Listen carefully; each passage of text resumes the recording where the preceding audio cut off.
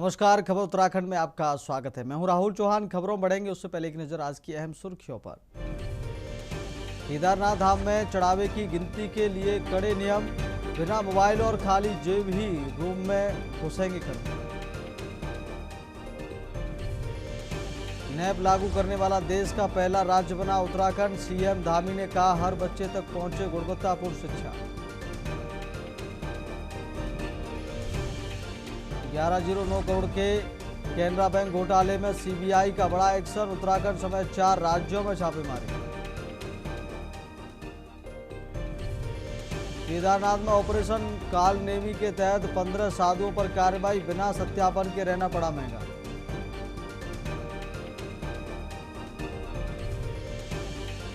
Dehradun airport पर लगातार तीसरे दिन मौसम की मार, कम दृश्यता के चलते 4 उड़ानें दिल्ली डायवर्ट। उत्तराखंड में मौसम का रेड अलर्ट, भारी बारिश के चलते देहरादून और हरिद्वार समेत 10 जिलों में बंद रहेंगे स्कूल। आप देख रहे हैं के न्यूज, खबरों का सारथी। लेके चलते आपको खबरों के विस्तार में। खबर देहरादून से, जहां बद्रीनाथ धाम में चढ़ावा चोरी के मामले को लेकर उत्तराखंड में सियासत गर्मा गई है। कांग्रेस प्रदेश मुख्यालय में आयोजित एक प्रेस वार्ता के दौरान कांग्रेस प्रदेश अध्यक्ष गणेश गोदियाल ने इस मुद्दे पर राज्य सरकार और बद्रीनाथ केदारनाथ समन्वय समिति को जमकर घेरा। गणेश गोदियाल ने गंभीर आरोप लगाते हुए कहा कि चढ़ावा चोरी मामले में गिरफ्तार दूसरे आरोपी के बयान के अनुसार यह पूरी चोरी बीकेटीसी अध्यक्ष के पीए प्रमोद नोटियाल के इशारे पर हुई थी। उन्होंने आरोप लगाया कि वर्तमान अध्यक्ष हेमंत द्विवेदी इस मामले में आरोपी को बचाने का प्रयास कर रहे हैं।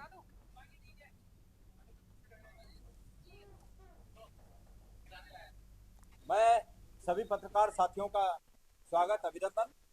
श्री बद्रीनाथ जी में चढ़ावा चोरी में जो एक प्रकरण सामने आया कि अभी जो दूसरे व्यक्ति वहां पर अरेस्ट हुए, उन्होंने बहुत स्पष्ट रूप से ये कहा है कि उन्होंने ये कृत्य वरिष्ठ स्तर पर जो अध्यक्ष के पीए नौटियाल हैं उनके द्वारा प्राप्त निर्देशों के अनुरूप में ये सब कृत्य किए हैं। इससे ये स्पष्ट होता है कि मंदिर समिति में ये चोरी अध्यक्ष के निर्देश पर हो रही थी और ऐसे में मुख्यमंत्री जी का अध्यक्ष को तब से लेकर अब तक उनके मंदिर समिति के कर्तव्यों से अलग न करने का निर्णय। अगली खबर का रुख करते, देहरादून में 30 जुलाई से शुरू होकर 11 अगस्त तक चलने वाली कांवड़ यात्रा को लेकर स्वास्थ्य विभाग ने अपनी तैयारियां अंतिम चरण में पहुंचा दी हैं। जिला प्रशासन के निर्देश पर यात्रा मार्ग पर और प्रमुख चेक पोस्टों पर विशेष स्वास्थ्य निगरानी रखी जाएगी। श्रद्धालुओं की सुविधा के लिए विभिन्न स्थानों पर मेडिकल रिलीफ पोस्ट स्थापित की जाएंगी, जहां doctor, physician, pharmacist, staff nurse और वार्ड बॉय तैनात रहेंगे। सीएमओ डॉक्टर मनोज कुमार शर्मा ने बताया कि श्यामपुर चौकी और आईडीपीएल में 24 घंटे एमआरपी संचालित होगी। इसके अलावा बस स्टैंड और रेलवे स्टेशन पर एम्बुलेंस की व्यवस्था भी रहेगी, ताकि आपात स्थिति में श्रद्धालुओं को तुरंत चिकित्सा सुविधा उपलब्ध कराई जा सके। प्रत्येक साल की भांति अभी तक जो जानकारी है उसमें जो प्रशासन के द्वारा जो पॉइंट चिन्हित किए जाते हैं, जैसे श्यामपुर चौकी पे एक एमआरपी हमारे द्वारा बनाया जाता है, ऐसी आईडीपीएल में भी एक हमारे द्वारा एमआरपी स्थापित किया जाता है, मेडिकल रिलीफ पोस्ट, जिसमें हमारी जो मेडिकल टीम है जिसमें एक डॉक्टर रहता है, एक फार्मासिस्ट या स्टाफ नर्स रहती है और एक वार्ड बॉय रहता है। तो ये टीम हमारे द्वारा वहाँ पे जाती है और टीम और 24/7 काम करती है, रोस्टर में शिफ्ट वाइज ड्यूटी रखती है और वहाँ पे जो सामान्य औषधियाँ हैं और जांच की सुविधा जो है वो उपलब्ध जो है लोगों को रहती है। इसके अलावा जो बस स्टैंड है, जो रेलवे स्टेशन है, वहाँ पे भी 108 के द्वारा एम्बुलेंस की जो स्थापना जो है हमारे द्वारा की जाती है। अगली खबर का रुख करते, देहरादून और उसके आसपास के इलाकों में हुई भारी बारिश के कारण देहरादून मसूरी मार्ग पूरी तरह बंद हो गया है। बारिश के चलते स्टेट हाईवे पर 20 किलोमीटर के निशान के पास सड़क का एक बड़ा हिस्सा बुरी तरह क्षतिग्रस्त हो गया है, जिससे इस मार्ग पर यातायात पूरी तरह ठप है। इस मुख्य राजमार्ग पर अचानक आई इस रुकावट के कारण रास्ते के दोनों ओर वाहनों की लंबी कतारें लग गई हैं। बड़ी संख्या में स्थानीय लोग और पर्यटक रास्ते में ही फंस गए हैं। प्रशासन और संबंधित विभाग की टीमें मार्ग को बहाल करने और यातायात को सुचारू बनाने के प्रयासों में जुट गई हैं, लेकिन सड़क के क्षतिग्रस्त होने के कारण बहाली कार्य में समय लग सकता है। यात्रियों को फिलहाल इस मार्ग पर सफर न करने की सलाह दी जा रही है।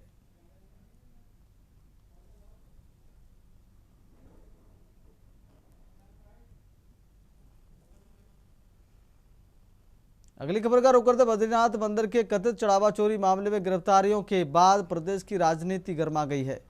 कांग्रेस प्रदेश अध्यक्ष गणेश गोदिया ने सरकार से जांच में सामने आए तथ्यों के आधार पर मंदिर समिति अध्यक्ष की भूमिका पर सवाल उठाने के साथ हुए अध्यक्ष को पद से हटाने पर भी जोर डाला है। वहीं बीकेटीसी अध्यक्ष हेमंत द्विवेदी ने भाजपा प्रदेश मुख्यालय में प्रेस वार्ता कर पलटवार किया है।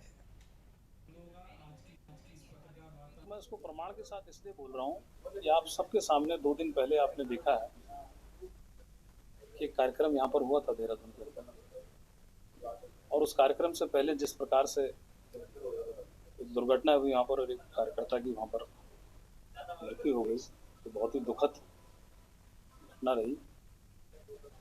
और उसके बाद सवेरे जो है कि वो कार्यक्रम था, उस कार्यक्रम में भी देखिए आपने कि जो बिटिया थी उसका, जिसने नीट एग्ज़ाम से पहले वहाँ पर अपनी आत्महत्या की थी, उसके पिताजी भी वहाँ पर मौजूद थे उस मंच पर, और उस पर किस प्रकार से गणेश गोदियाल जी डांस कर रहे थे। अगली खबर का रुख करते उत्तराखंड में हो रही भारी बारिश का असर अब मुख्य सड़क मार्गों पर दिखने को लगा है।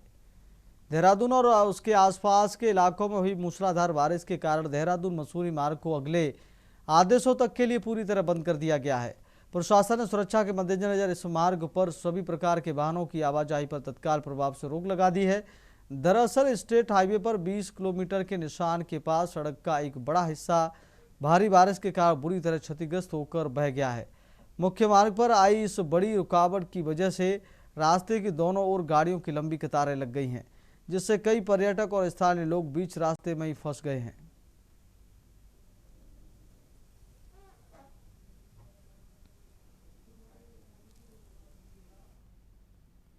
अगली खबर का रुख करते रामनगर के लखनपुर चुंगी पर समाजवादी लोक मंच के बैनर तले दर्जनों लोगों ने पेपर लीक के मुद्दे पर केंद्र सरकार के खिलाफ प्रदर्शन किया और केंद्रीय शिक्षा मंत्री को तत्काल बर्खास्त करने की मांग उठाई। संयोजक मनीष कुमार अग्रवाल ने आरोप लगाया कि शिक्षा व्यवस्था में लगातार गड़बड़ियां सामने आ रही हैं और दिल्ली के जंतर मंतर पर शिक्षा से जुड़े मुद्दों को लेकर चल रहे आंदोलन को सरकार नजरअंदाज कर रही है। उन्होंने शिक्षा के निजी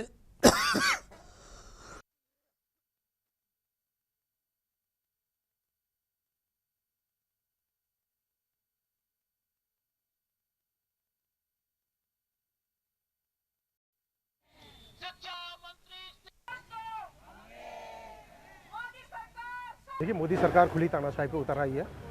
3 हफ्ते से लोग आमने में बैठे हैं। उनकी मांग है जो शिक्षा में लगातार पेपर घोटाले हो रहे हैं जाए, और 20 लोग से ज़्यादा आत्महत्या कर चुके हैं। इसके लिए शिक्षा मंत्री सीधे जिम्मेदार हैं, क्योंकि जो नई शिक्षा नीति है वही उसको लागू कर रहे हैं। और 2017 में उन्होंने बनाया था, और जो नेशनल टेस्टिंग एजेंसी बनी है उसके बाद से हम लोग देख रहे हैं कि लगातार पेपर घोटाले हो रहे हैं, और जितनी भी शिक्षा परीक्षाएँ होती हैं उनके पेपर लीक हो जाते हैं, और हाईकोर्ट से रोक लगी, और युवाओं के सामने कोई भविष्य नहीं है।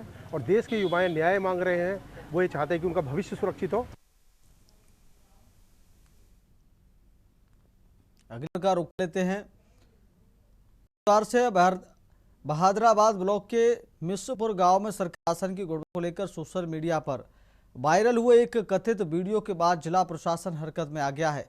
में सस्ते गल्ले की दुकान से वितरित चावल में कीड़े होने का दावा किया गया है। मामला संज्ञान में आने पर जिलाधिकारी मयूर दीक्षित ने तत्काल जांच के आदेश दिए हैं। उन्होंने कहा कि मामले की निष्पक्ष जांच कराई जाएगी और यदि राशन वितरण में लापरवाही, अनियमितता या गुणवत्ता संबंधी गड़बड़ी पाई गई तो संबंधित राशन विक्रेता या जिम्मेदार अधिकारियों के खिलाफ नियमानुसार बड़ी कड़ी कार्रवाई की जाएगी। साथ ही जिला पूर्ति विभाग को राशन वितरण व्यवस्था की लगातार निगरानी रखने और शिकायतों पर तत्काल कार्रवाई सुनिश्चित करने के निर्देश दिए गए हैं।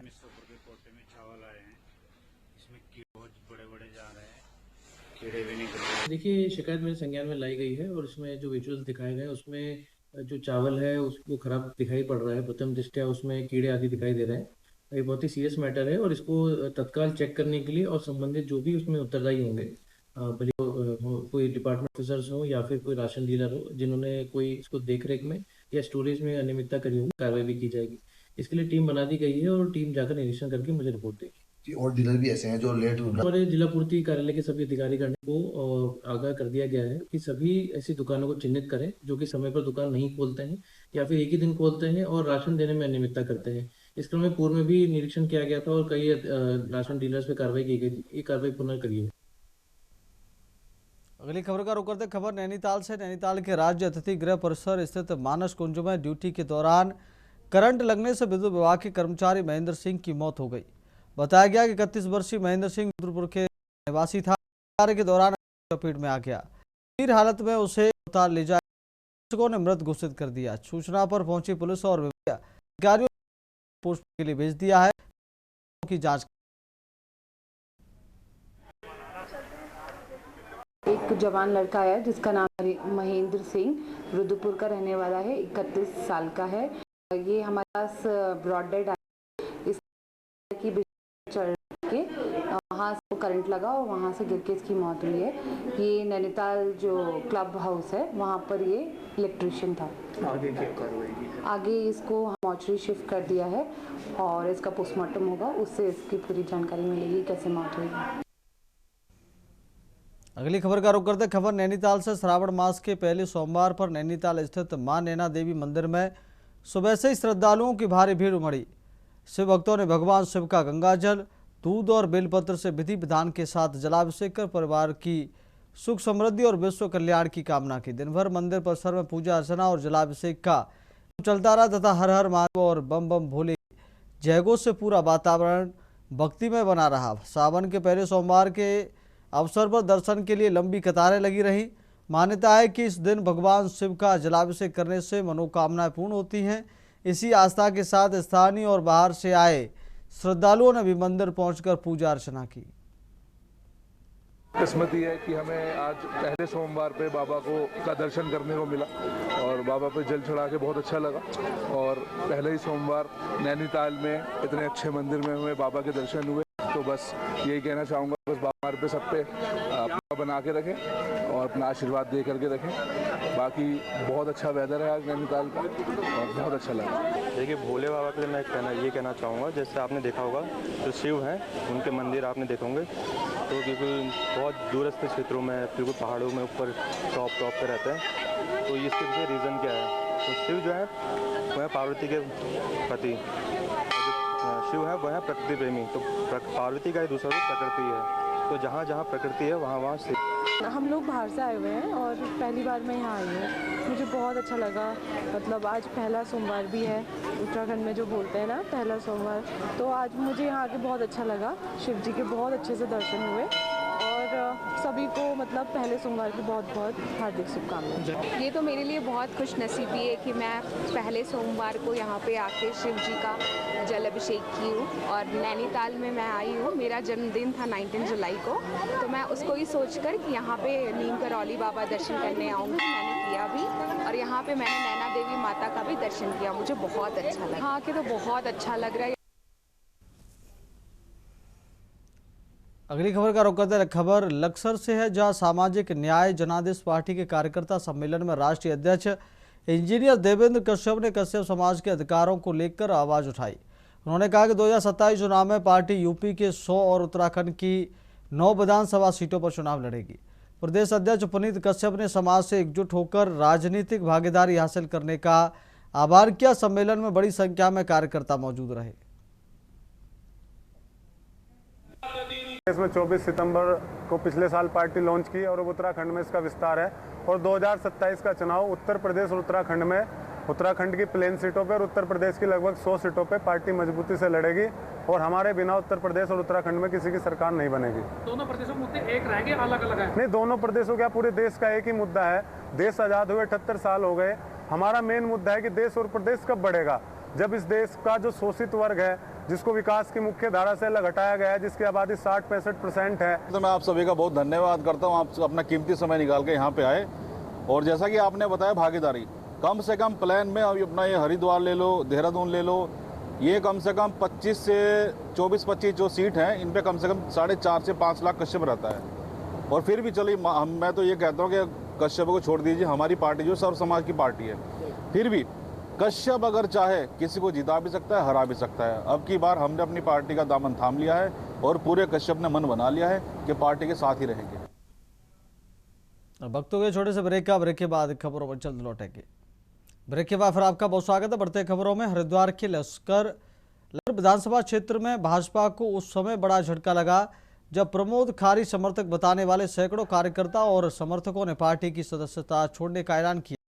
कार्यकर्ताओं ने कहा कि उनके नेता प्रमोद खारी जिस राजनीतिक दल में जाएंगे वे भी उसी दल की सदस्यता ग्रहण करेंगे और उनके भाजपा छोड़ने के फैसले का समर्थन करेंगे। गौरतलब है कि प्रमोद खारी पहले कांग्रेस से भाजपा में आए थे और अब उनके कांग्रेस में वापसी की चर्चाएं तेज हैं। हालांकि इस संबंध में अभी तक कोई आधिकारिक घोषणा नहीं हुई है। वहीं कार्यक्रम में मौजूद कुछ महिलाओं और पुरुषों ने दावा किया कि उन्हें कार्यक्रम की वास्तविक जानकारी नहीं थी और निजी कार्य का हवाला देकर वहां बुलाया गया था। क्षेत्रवासियों को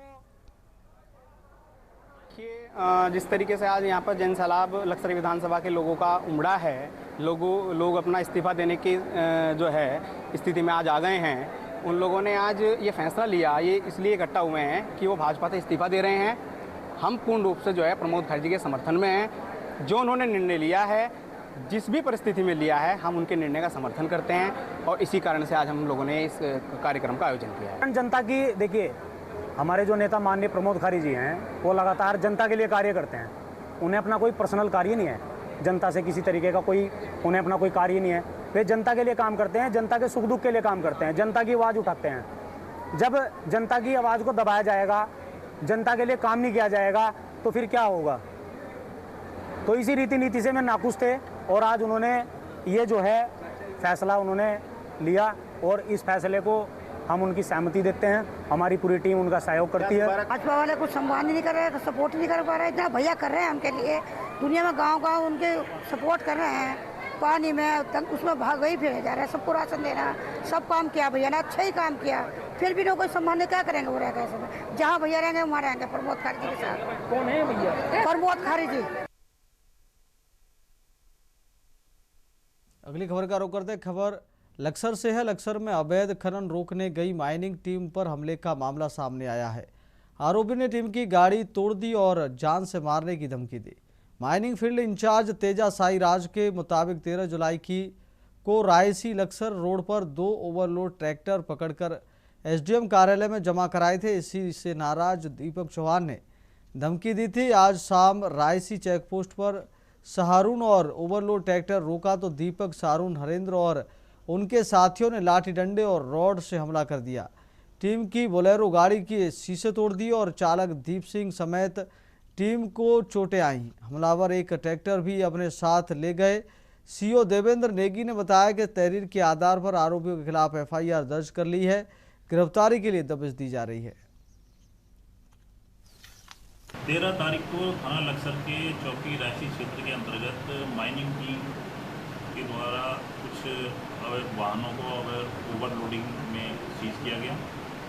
उसके उपरांत माइनिंग टीम के इंचार्ज ने एक प्रार्थना पत्र थाने लक्सर में दिया कि उनकी टीम के साथ कुछ लोगों ने अवैध रूप से ओवरलोड में भरे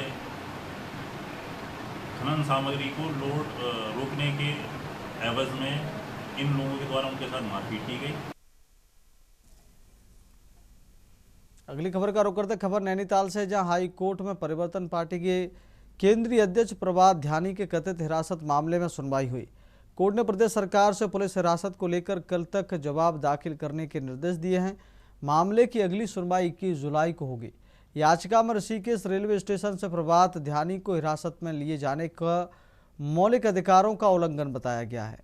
बता दें कि परिवर्तन पार्टी के केंद्रीय सचिव लालमणि द्वारा उच्च न्यायालय में याचिका दायर कर कहा गया है कि पार्टी के केंद्रीय अध्यक्ष सोनम वांगचुक के विरोध प्रदर्शन में भाग लेने के लिए कल शाम ऋषिकेश से दिल्ली जा रहे थे। तभी उन्हें रेलवे स्टेशन में उत्तराखंड पुलिस ने हिरासत में ले लिया और प्रभात ध्यानी का जब कुछ पता न चलने पर परिजनों को परेशानियों का सामना करना पड़ा। याचिका में कहा गया है कि इस तरह से एक वयस्क व्यक्ति को रेलवे स्टेशन से हिरासत में लिया जाना मौलिक अधिकारों का हनन है, जिसके लिए पुलिस की जवाबदेही तय होनी चाहिए।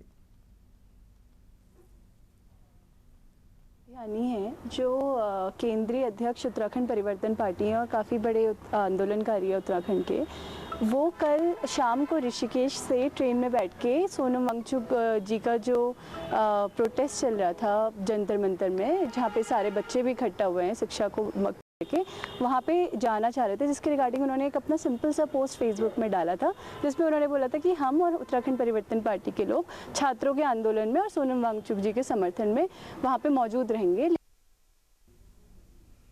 अगली खबर का रुख करते खबर देहरादून से, जहां पुलिस ने ऑपरेशन प्रहार के तहत बड़ी सफलता हासिल करते हुए रायपुर क्षेत्र में बुजुर्ग महिला को बंधक बनाकर हुई लूट का महज 12 घंटे में खुलासा करने में कामयाबी हासिल की है। पुलिस ने गिरफ्तार दोनों आरोपियों से लूट का सभी सामान बरामद कर लिया है। वहीं रायपुर थाना पुलिस ने 19 जुलाई को महाराणा प्रताप चौक के पास चेकिंग के दौरान एक संदिग्ध युवक को रोका। तलाशी लेने पर उसके कब्जे से 608 प्रतिबंधित नशीले कैप्सूल बरामद हुए। एसपी देहात जया बलूनी ने बताया कि दोनों आरोपी नगर निगम कर्मचारी बनकर बुजुर्ग महिला के घर में घुसे और उन्हें बंधक बनाकर सोने के कुंडल, अंगूठी, मोबाइल फोन और 3000 रुपये नकद लूटकर फरार हो गए। पुलिस ने करीब 65 सीसीटीवी कैमरों की फुटेज खंगालकर मुखबिर तंत्र की मदद से गिरफ्तारी में कामयाबी पाई। गिरफ्तार आरोपियों की पहचान सागर सिंह रावत और अंकित गुप्ता के रूप में हुई है। नशे के आदी हैं और इनमें से जो सागर है वो उसी कॉलोनी का गढ़वाली कॉलोनी जहाँ पे घटना हुई है उनका रहने वाला है। तो उसको मालूम था कि वो जो बुजुर्ग महिला है वो उस समय पे अकेली रहती है, उनके परिवार में उस समय कोई घर पर नहीं रहता। तो ये जानकारी करके और अपनी नशे की आदतों के कारण ये इस तरह की इसने प्लानिंग करी कि ऐसी कोई लूट की घटना को अंजाम दिया जाए। इसमें इसका जो दोस्त था अंकित, उससे संबंध में बात की और इसके पश्चात ये लगभग 1:30-2 बजे के आसपास उस घर में घुसे और अपने आप को नगर निगम का कर्मचारी बताया। जो बुजुर्ग महिला थी उन्होंने दरवाजा खोला तो उनके साथ मारपीट की और जो भी उनका सामान था, जिसमें कि मोबाइल फोन, कुंडल, अंगूठी और साथ में कुछ नकद पैसे, इसमें ये लूट कर ले गए।